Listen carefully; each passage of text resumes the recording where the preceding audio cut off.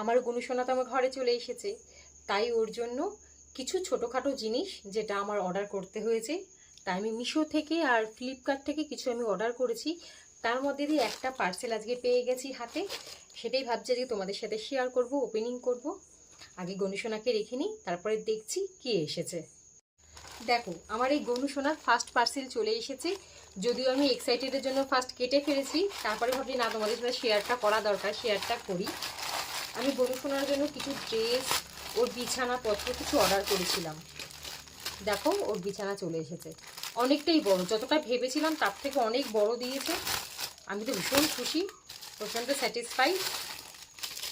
এই দেখো, দুটো পুচকি পুচকি বালিশ, এই যে গায়ে শোয়ার জন্য চাদর, আর যথেষ্ট বড়, দেখেছো যথেষ্ট বড় ও শোয়ার বেডটা, আরামসে হয়ে যাবে ও।